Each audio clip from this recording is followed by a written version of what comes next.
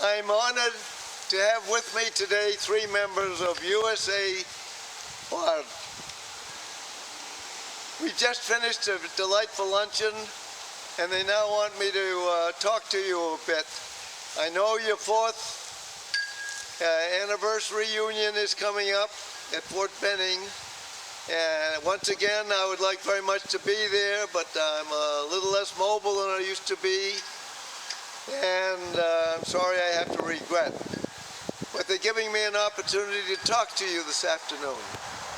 Now, just as a little bit of background, I was laid up some months ago, and I decided that when I would use my time by writing a little bit.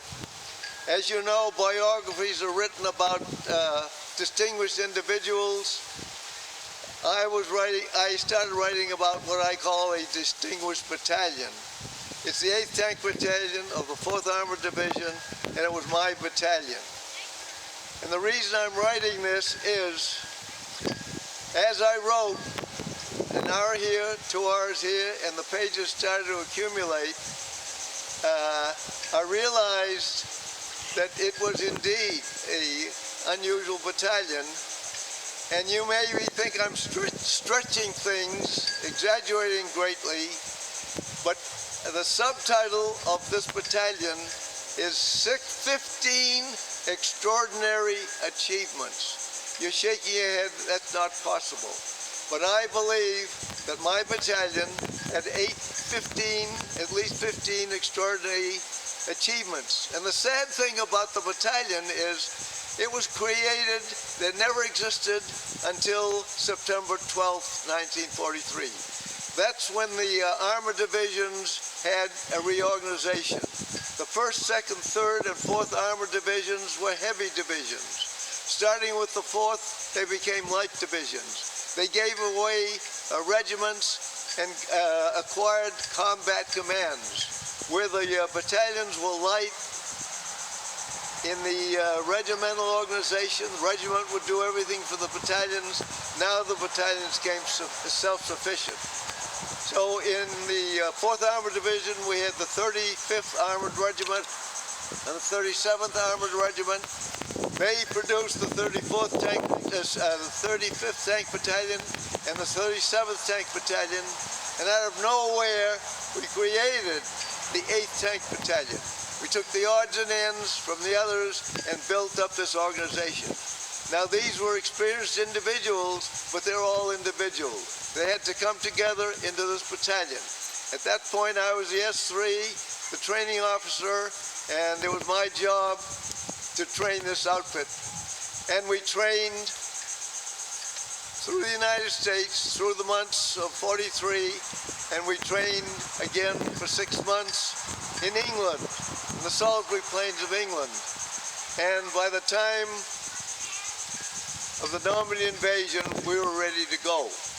And it was my battalion, the 8th Tank Battalion, that led the 4th Armored Division, which led the attack on the 28th of July, 1944, for the breakout. And it was this battalion that fought for 4 days. We captured a place called Coutances, which was the target of the 7th Corps. We were under General Bradley then, 1st Army, because there was no such thing as 3rd Army.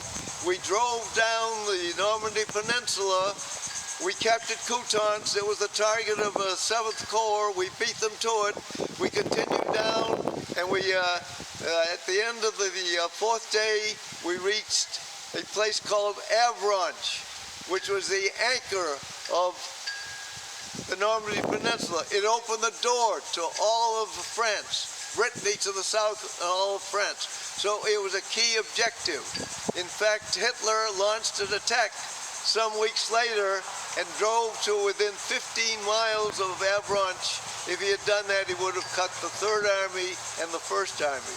Well, we captured that, and before we did that, we had a counterattack on the evening of the 31st, and we fought all night, and it was one of the most one-sided battles. We killed hundreds of horses, half-tracks, trucks, everything, and fortunately there were no tanks. But anyway, our ranch was seized on the 31st, and the next day the 4th Armored Division moved out into Normandy, and that was a historic day because on August 1st, it was the day that the Patton's Army, the 3rd Army, became active. So that was our first, I go into great detail in my writings about this. That was a quick summary of the actions of the 8th Tank Battalion of 4th Armored Division.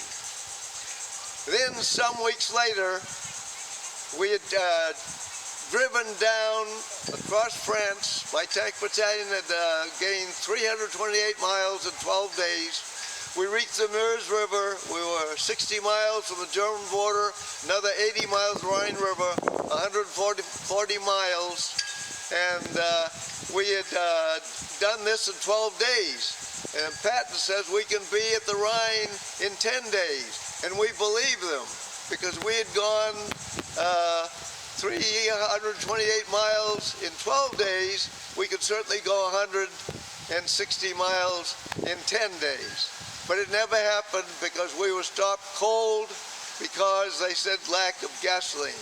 Well, as you know, Eisenhower gave priority to General Montgomery for an operation called Market Garden, and we sat for 10 days.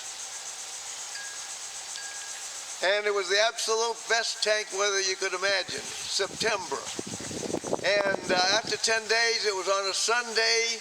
I'd gone to Mass that morning. That afternoon, I was giving a tank gunnery class. At about 2 o'clock, we received orders, move now. So my troops had been laying out their bedding and their personal items, and we had been living there for 10 days. Now we had to gather them up, jam them in the tanks, and get moving. So we moved, and when nightfall fell, we were only 12 miles from a major objective. We had heard about it. We knew it was going to be defended. It was called the Moselle River. When we got there, it was nightfall. We dreaded the next day because we didn't know what was out there. They had all this time to gather their forces, and they had a good defensive element, I'm sure, waiting for us. So in the morning, we moved out of a clearing, across a road, and there was Bayonne on the Moselle. But we looked, and the big bridge was blown, and nothing was happening. And we soon heard that the 35th Infantry Division had tried to get a bridgehead. They had gotten a bridgehead, and they were repulsed. Well, there was nothing to do. Nothing was happening.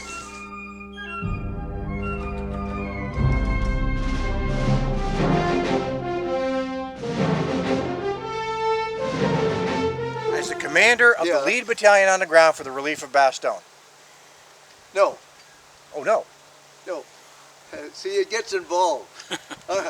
First of all, when we made the march that I mentioned to you, we ended up, my battalion ended up at a place called Nives, and my combat command was a place called Les Rosiers. This was on the Neufchâteau-Bastogne Road. And that night, when we got to Neufchâteau and turned, I had never heard of Neufchâteau, I'd never heard of Bastogne. So we kept getting these instructions to keep rolling, and finally, toward the end of the march, we were expecting to be hit at any time. It never happened. So finally, we stopped. And this was at midnight after going all day, all night, day, all. So I stopped at a place called Nives, and at that time, I was 12 kilometers from Bastogne. And this now is, we got there the night of the 19th. The next morning, it's the 20th. Now, I told you that I slept well, but I was up early, and I get a message from my combat commander, General Dager. He says that I'm to send a task force into Bastogne. And I said, General Dager and I got along beautifully, but I said, hey, we just gotten here. I've had patrols and tanks out, but we really don't know what's in there. Isn't it a little soon to send us piecemeal in there? Maybe we should send a bigger force in there. And he said, you know, I agree with you wholeheartedly, but General Middleton insists that I take in the combat command, and I fought him. He finally compromised and said, okay, send in the task force. So I took my executive officer, Bert P. Ezel, Captain Ezel. The task force later became Ezel, Task Force Ezel. And I had one tank, A company of my tanks, one armored infantry company, one battalion of field artillery. And this task force went in.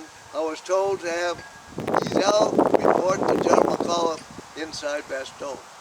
So he went into Bastogne, got there, and he was met by the operations officer of the 101st. He said, you're not going to see McAuliffe, you're going to see a General William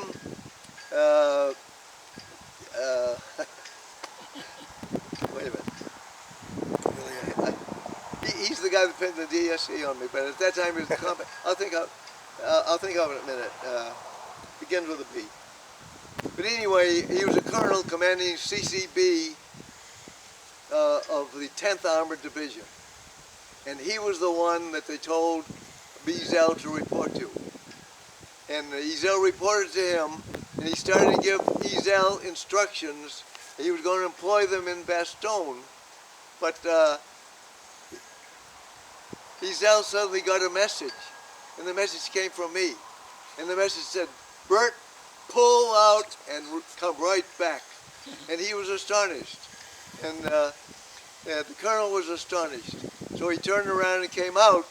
When he came out, he was passing on the road that he had just gone into 2 or 3 hours before, wide tracks showing that something heavy had moved since he had gone into Bastogne. And as he kept going out, he found 2 battalions of artillery, 155s that were idling. They had been abandoned.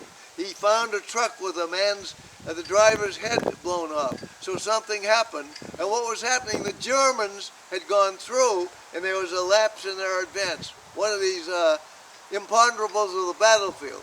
So my tankers hooked up the tanks, they brought some of these prime movers into the bivouac area. And that was the day that Bastogne was being cut off. And it took us 6 days until the 26th to relieve the 101st Airborne.